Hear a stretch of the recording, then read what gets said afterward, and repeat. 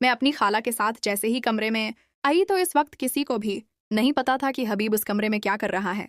मैं और खाला जैसे ही कमरे में दाखिल हुए तो हबीब डर चुका था। हबीब के हाथ से मोबाइल नीचे गिर चुका था। हबीब जिस हालत में था मैं और मेरी खाला दोनों ही देख चुके थे।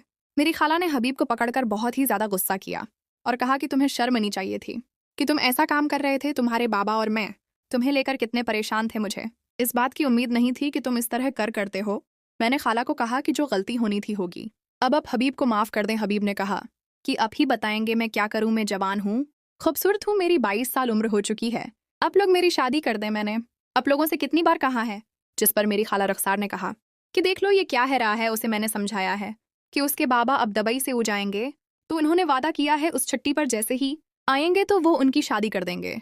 हम इन्हें लेकर बहुत ही ज्यादा परेशान थे। मुझे इस बात की उम्मीद नहीं थी। जिस पर मैंने खाला को कहा कि अब परेशान ना हूं, मैं समझाती हूँ।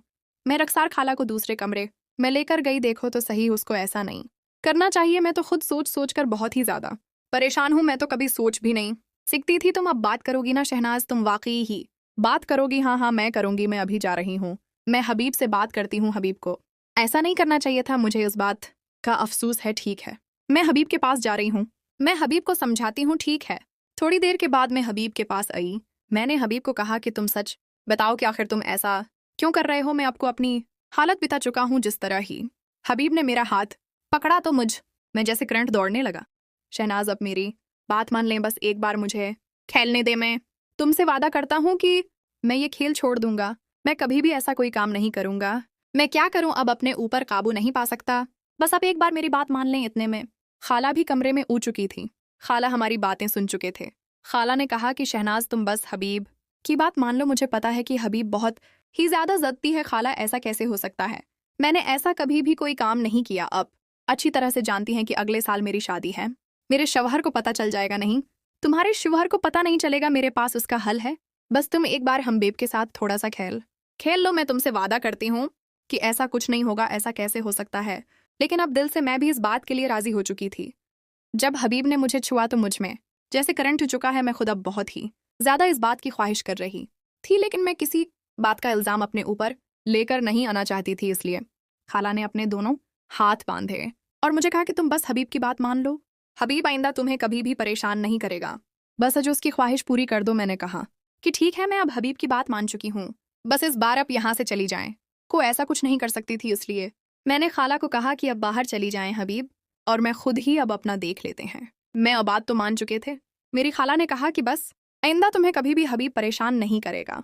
बस अब खाला जैसे ही बाहर चली गई, मैंने हबीब को कहा कि देख लो, तुम्हें अच्छी तरह से पता है अगर तुम मुझे ज्यादा परेशान करोगे तो मैं तुम्हारी बात कभी भी नहीं मानूंगी। हबीब का हिस्सा देखने के बाद मुझे समझ हो चुकी थी वो खेलने के मुकम्मल तौर पर काबिल हो चुका है।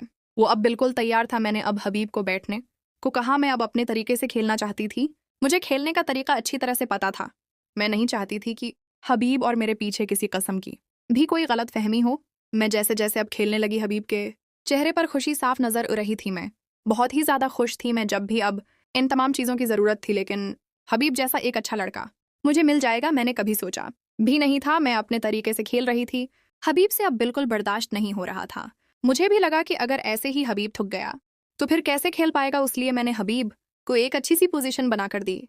मैंने हबीब को कहा कि तुम मेरे साथ अच्छी तरह से खेल सकते हो, लेकिन अगर तुमने मुझे ज्यादा परेशान किया तो बहुत बड़ा होगा। नहीं नहीं, मैं तुम्हें परेशान नहीं करूंगा।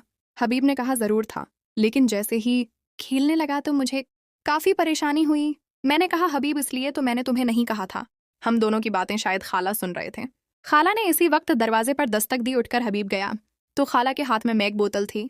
हबीब को कहा कि अगर तुमने रखसार को परेशान किया तो बहुत बड़ा होगा। नहीं नहीं, अब परेशान ना हूं, अब वैसा नहीं होगा। थोड़ी देर के बाद मैं अब बहुत ही ज्यादा खुश थी, क्योंकि अब मुझे पता था कि हबीब मुझे ज्यादा परेशान नहीं करेगा। इस पर हबीब ने बड़ी आसानी से अपनी मंजिल को पा लिया था। हम दोनों ही काफी अजीब हालत में थे। हमें काफी खुशी मिल रही थी, हमें ये खेल काफी अच्छा लग रहा था। मैं भी अब इस खेल को बहुत ही ज्यादा पसंद कर रही थी। मुझे बहुत ही ज्यादा खुशी मिल रही थी। मैंने तो कभी सोचा भी नहीं था कि इतनी आसानी से मैं अपनी मंजिल को पालूंगी। मैं अब बहुत ही ज्यादा खुश थी। मैंने हबीब को कहा कि अब तो तुम भी खुश होना, तुम भी तो यही सब कुछ चाहते थे। हाँ हाँ। हबीब अब अपने तरीके से काफी अच्छा खेल रहा था। मैंने हबीब को एक अच्छे से पोजीशन बनाकर दी। मैंने कहा कि हबीब अब भी तुम अच्छी तरह से खेल सकते हो। मैं नहीं चाहती कि अब हमारे बीच किसी किस्म की कोई भी गलत फहमी हो हबीब अब जैसे खेल रहा था, मुझे काफ़ी खुशी मिल रही थी। मैं ने कहा कि हबीब वाकई ही तुम तो काफ़ी अच्छे खिलाड़ी हो, मुझे तो लगा था कि तुम इतना ज़्यादा अच्छा नहीं खेल पाओगे, लेकिन तुम जिस तरह खेल रहे थे मैं काफ़ी समझ चुकी हूँ। तुम शायद पहले भी ये सब कुछ खेल चुके, पर मैंने बहुत सारी फिल्म देखी हैं, मुझे काफ़ी अच्छे तरीके से ये सब कुछ खेलना का पता है, लेकिन मैंने कभी भी ऐसा नहीं खेला और जब ने वाकई ही मुझे खुश कर दिया। थोड़ी देर के बाद हबीब ने जैसे ही लड़कों वाली मेरी पोजीशन बनाई तो मुझे काफ़ी अच्छी लगा। मैंने कहा कि हबीब ऐसा तुम कैसे कर सकते हो, तुमने कहा था ना कि तुम मुझे परेशान नहीं करोगे। अब परेशान क्यों हो रही हैं? मैं कभी भी आपको ऐसे नहीं करना चाहता। मैं आपको बता रहा हूँ ना कि जैसे आप चाहेंगी बिल्कुल वैसा ही होगा। लेकिन मुझे अब समझ आ चुकी थी। मैंने वसीम को साफ इनकार कर दिया। मैंने कहा कि मैं ऐसे नहीं खेल सकती। हबीब ने कहा कि आप ऐसे ही परेशान हो रही हैं, आप ऐसे ही डर रही हैं। लेकिन हबीब को मैंने साफ जब मना किया तो हबीब समझ चुका था। थोड़ी देर के बाद मैंने हबीब को कहा कि तुम कुर्सी पर बैठ जाओ। मैंने कुर्सी पर उसे बैठने को कहा तो वो मेरी बात मान चुका था। थोड़ी देर के बाद मैं खुद अब उसके साथ खेलना चाहती थी और काफ़ी अच्छे तरीके से मुझे भी अब खेलना हो चुका था। अभी मुझे मना कर रहा था, लेकिन मैं अब अपने तरीके से खेले जा रही थी। काफ़ी अच्छा मैं खेल रही थी। थोड़ी देर के बाद हबीब और मैं दोनों ही थक चुके थे। अब मैं और हबीब मजीद नहीं खेल सकते थे।